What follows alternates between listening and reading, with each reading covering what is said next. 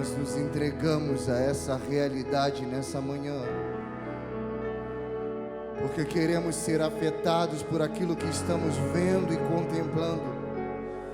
Por isso que tudo que vai ser produzido aqui nessa manhã venha nos transportar a contemplar a beleza de quem Tu és.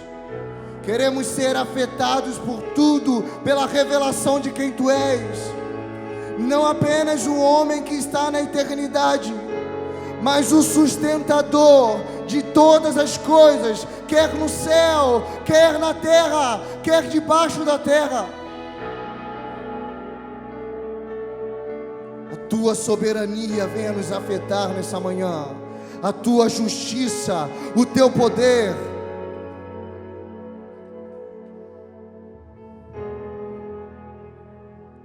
Espírito de Deus, abra os nossos olhos. Abra os nossos olhos. Abra os nossos olhos. Nós queremos ver aquele que é a imagem do Deus invisível.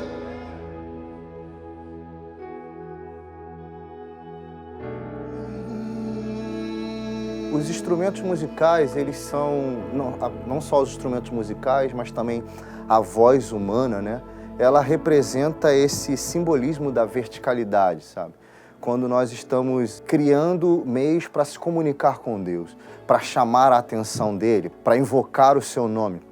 Obviamente, quando isso está bem ajustado, quando eu falo de ajuste, eu falo bem alinhado com aquilo que Ele está mostrando, Ele vai se manifestar mediante ao que nós estamos fazendo. Como está nas Escrituras, a partir de 2 Crônicas 20, por exemplo, a gente vai ver que na música o serviço da vidência era muito presente, né? Os músicos não apenas estavam compondo canções que falavam de amor apenas, sabe, puxando isso para um simbolismo muito poético, vamos dizer assim. Não, eles estavam extremamente preocupados em cantar aquilo que eles estavam vendo em Deus. Em 2 Crônicas 20, isso é muito notório, perceber que todo um povo, inclusive os músicos, eles começam a se mover a partir daquilo que o ministro viu, profeticamente. Ele percebeu o que Deus estava mostrando, revelou isso, e os músicos passaram a se mover a partir daquilo que foi visto, que foi percebido. Então, eu vejo que numa equipe de música, tentando projetar aquilo que eles estão percebendo em Deus, os ambientes são modelados, né? Os ambientes, eles são formados a partir daquilo que eu estou vendo nele. Eu acho que tem dois tipos de maneira de você fazer música, né? Na verdade tem muitos, né? Mas tem dois tipos muito comuns hoje. Tem a música que é feita baseada nas nossas experiências, nos nossos sentimentos, naquilo que a gente está vivendo, naquilo que a gente está pensando.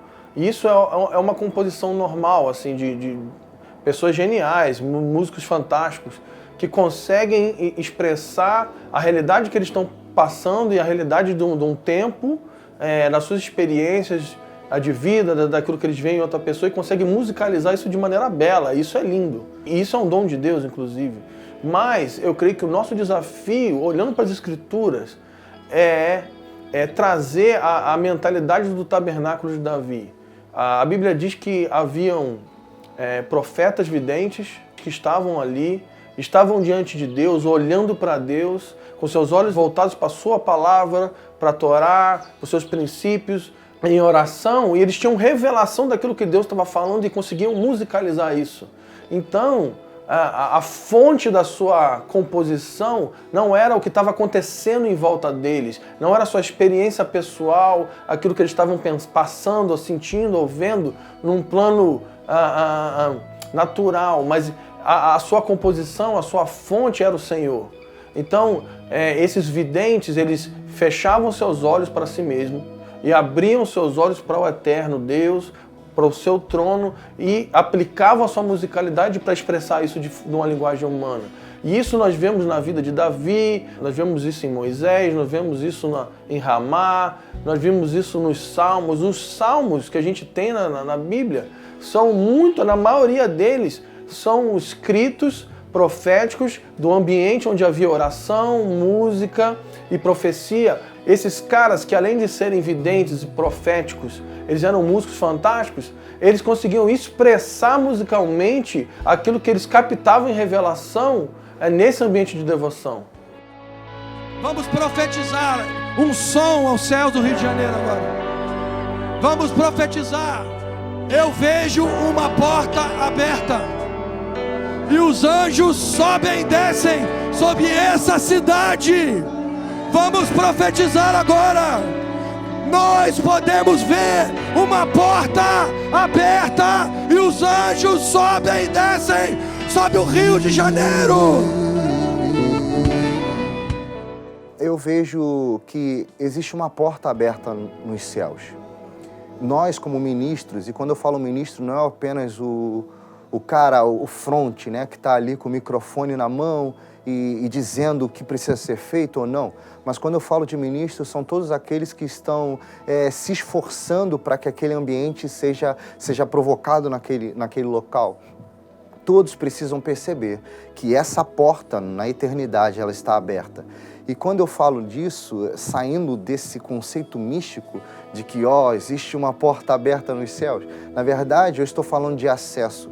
Eu estou dizendo que todos nós temos acesso para trazer para este lugar o que está acontecendo lá. Com isso eu olho para a oração do Pai Nosso, eu vejo quando ele diz que faça aqui nessa terra como é nos céus, ou seja, algo já está acontecendo lá. E nós só estamos buscando a realidade do que está acontecendo lá para esse momento. Quando isso acontece, obviamente, muitas coisas começam a acontecer no ambiente e nós precisamos estar ligados em Deus para perceber isso. Aonde Ele quer nos levar, por exemplo, falando praticamente num conceito prático, Deus pode estar falando em justiça, falando sobre justiça, e é possível os músicos projetar um ambiente de justiça para que as pessoas percebam o que Deus está falando. Não apenas com canções de espontâneo, novas composições que possam surgir no ambiente, mas até com aquilo que está sendo provocado com os sons. As pessoas podem ver exemplos disso em próprios filmes, assim. Você vai assistir um filme, não há fala, mas você consegue discernir o ambiente por causa da música que foi jogada no fundo do filme. Você consegue saber se é um ambiente de suspense, se é um ambiente de terror, se é um ambiente de alegria, de felicidade. Eu consigo perceber isso em Deus também. Que nesse exato momento, por exemplo, Deus pode estar falando de alegria e todos os músicos conectados vão provocar um ambiente de alegria. E juntamente com os nossos conservos, anjos e o Espírito de Deus, nós vamos trabalhar juntos para que algo aconteça no ambiente. Hoje nós temos um cenário nas igrejas totalmente diferente da época quando eu me converti em 94. Porque com a internet tudo fica muito à vista e hoje os músicos estão estudando pra caramba. Hoje você entra na maioria das igrejas, a galera tá tirando um som muito legal. Só que a música na igreja, ela perde o propósito quando ela é só música. Então eu creio que nós precisamos restaurar uma consciência onde o músico ele não precisa só tocar bem. Ele deve tocar bem e entender que a música é uma plataforma para Deus se mover naquele lugar, porque ali é a congregação dos santos, é onde o nome dele vai ser invocado e é onde ele vai se fazer presente. Então é necessário, tão necessário, que os músicos toquem bem, que tenham instrumentos bons e que esses músicos consigam representar o seu Deus na altura daquilo que ele descreve nas Escrituras. Eu creio que na hora que a gente conseguir equilibrar isso, nós vamos conseguir dignificar o nome do Senhor de maneira muito perfeita e objetiva. E é interessante perceber o quanto que as pessoas se esforçam para provocar algo espiritual no ambiente. Uma das coisas muito interessantes que nós fazíamos antes de começar um culto, por exemplo, os irmãos que se reúnem para orar 5 minutos antes do período de música e achar que esses 5 minutos serão suficientemente capazes de provocar uma ação de Deus naquele local. E eu sinto que, na verdade, o que vai acontecer no local é um reflexo de como está a minha vida nele. Se eu permaneço nele todos os dias, a minha devoção, o meu amor pelas Escrituras, a minha paixão por Ele, a maneira em que eu me aproximo dele no meu dia a dia, o que vai acontecer em ambientes religiosos, ou ambientes ou reuniões, é simplesmente um reflexo daquilo que eu estou me tornando nele todos os dias. Eu não vejo uma ação imediata, como, por exemplo, vamos nos reunir aqui, começamos a tocar e de repente algo acontece. Não, o que vai acontecer na vida de ministros de adoração será sempre um reflexo daquilo que eles já são em Deus. Então eu não me torno algo quando eu estou ministrando. Eu simplesmente sou resposta daquilo que eu já estou sendo nele todos os dias da minha vida. Então muitas das vezes as pessoas veem vídeos no YouTube ou veem um ministro ministrando numa reunião e elas desejam se projetar naquilo que elas estão vendo, mas elas não sabem o preço que aquele ministro está pagando dia a dia para poder ser aquilo que está acontecendo naquele ambiente. Feche os seus olhos, sinta, perceba. Nós não estamos com pressa de começar uma canção. Estamos gerando um ambiente para que Ele venha hospedar a sua presença. Porque quando a presença dele pousar sobre nós, tudo que precisa acontecer, vai acontecer de fato. Por isso percebam, sintam, observem o que Ele está fazendo. Vamos lá, levante sua voz, invoque o seu nome. Invoque o seu nome. Invocamos o seu santo nome.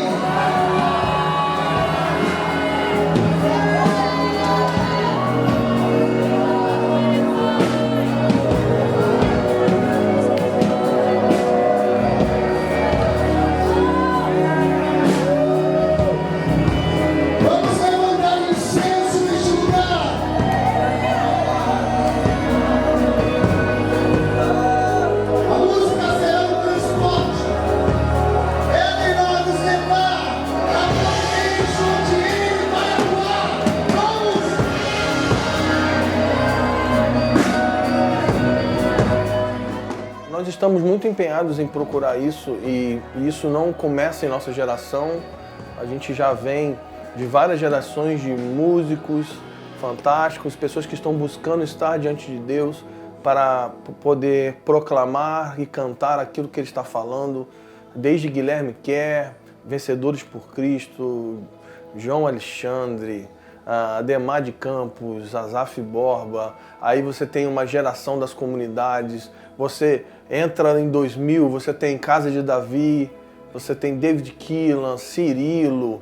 Então você vai vendo várias pessoas em gerações diferentes buscando isso. Nós vemos pessoas que levaram anos diante do Senhor para alcançar a revelação e conseguiram musicalizar essa revelação. E o som que essas pessoas produziram afetaram pessoas, afetaram gerações. Quando esse som era liberado em ambientes de reuniões, a presença de Deus era liberada, o espírito da profecia era liberado, anjos se movimentavam. Por quê? Porque aquilo que estava sendo cantado e tocado estava relacionado com a palavra de Deus se movimentando para aquele tempo.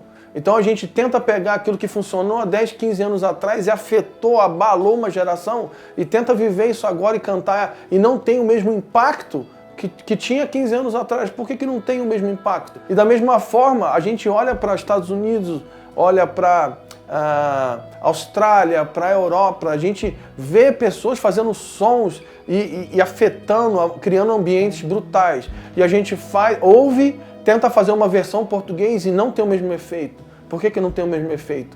Porque nós estamos tentando pegar o machado emprestado. A gente está tentando pegar aquilo que o cara produziu em revelação e tenta aplicar para nós no Brasil, sem estarmos diante dele para buscar aquilo que ele está desenvolvendo para nós. Então isso é um desafio. Eu não acho errado a gente cantar versões, mas se toda a nossa musicalidade está baseado em só buscar versões, então a gente tem um problema. Nós não estamos vendo nada. Nós não temos revelação, tem um véu diante de nós.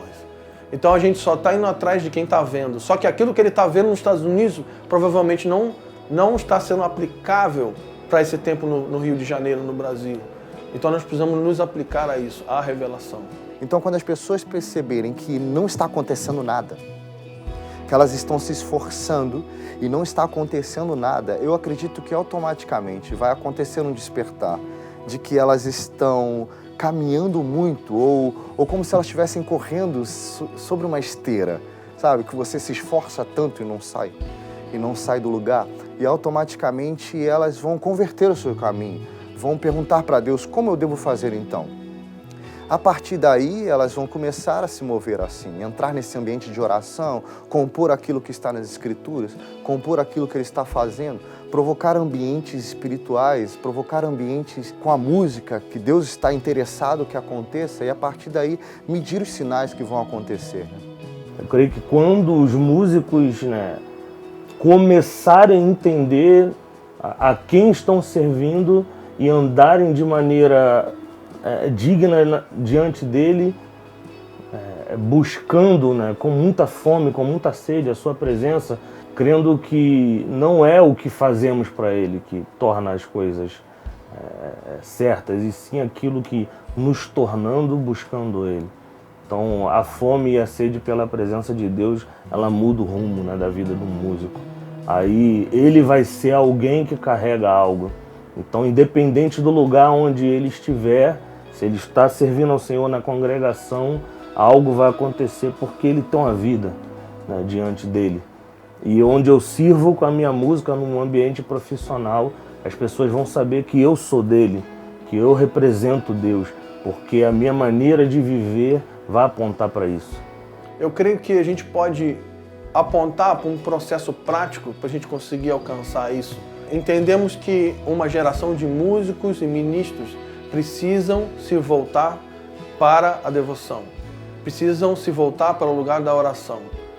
A oração vai abrir o caminho para a gente conseguir alcançar essa música profética. Se a gente não gastar tempo em oração na nossa devoção pessoal, se a gente não gastar muitas horas diante das Escrituras, se a gente não gastar muito tempo esperando por Ele, meditando nele, aguardando para que a sua voz fira o nosso espírito, nós não vamos conseguir ver nada, nós não vamos ter conteúdo para criar essa música. Então esse seria o primeiro ponto desse processo. Além da devoção, além da oração, precisamos desenvolver uma teologia que é profética. Nós precisamos conhecer as Escrituras, nós precisamos conhecer as suas leis, as leis que ordenam o seu reino, como ele aplica as suas leis, como o universo se submete às suas leis. Para quê? Para que a gente possa conhecer os limites, para que a gente possa conhecer os princípios de como aplicar a lei de Deus. Hoje há uma falha muito grande, onde músicos e ministros, eles cantam e compõem poesias, mas eles estão se distanciando muito do Evangelho. Há poucas canções que falam sobre, de fato, o que é o Evangelho, ou falam sobre o Cristo, ou falam sobre aquilo que Deus vai fazer. Então acredito que há uma necessidade de estudar as Escrituras, de estudar aquilo que Deus está fazendo. Precisamos de bons músicos. Precisamos de pessoas que estudam, conhecem harmonia, as escalas, campo harmônico, harmonia funcional, conhecem os seus instrumentos, conhecem como tirar cada timbre para produzir cada tipo de ambiente. Por quê? Porque você pode ver e alcançar revelação, você pode conhecer das leis de Deus, mas se você não conseguir ter habilidade para reproduzir isso musicalmente, então você vai falhar.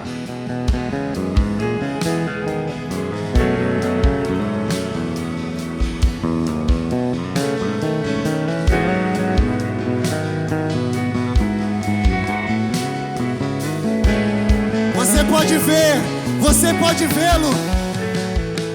Se nós conseguirmos modelar ambientes por meio dessa música profética, nós vamos conseguir abrir um espaço para que haja revelação, para que haja libertação, para que os olhos das pessoas se abram, para que haja clareza do propósito de Deus, para que pessoas entendam o que Deus está falando para esse tempo, para esse espaço, para que haja clareza, para que pessoas saibam como se incluir no que Deus está falando hoje e para que haja uma abertura para que a presença do Espírito caia sobre toda a carne.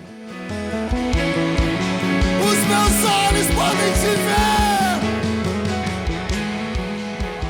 O quadro hoje no Brasil precisa ser músicos que sejam tão apaixonados por Deus e pela causa dele que suplante isso. Né? Não é a música que move o músico, mas é o Deus que fez a música que move o músico. Então nós nos movemos por causa da obra dele e do que ele está fazendo. E por causa disso fazemos música. E eu creio que o músico precisa atentar para isso. Parar de fazer música porque a música é boa, porque a música dá satisfação. Mas fazemos música porque queremos agradar o Senhor. Queremos cumprir um propósito do que Ele está fazendo aqui no Brasil.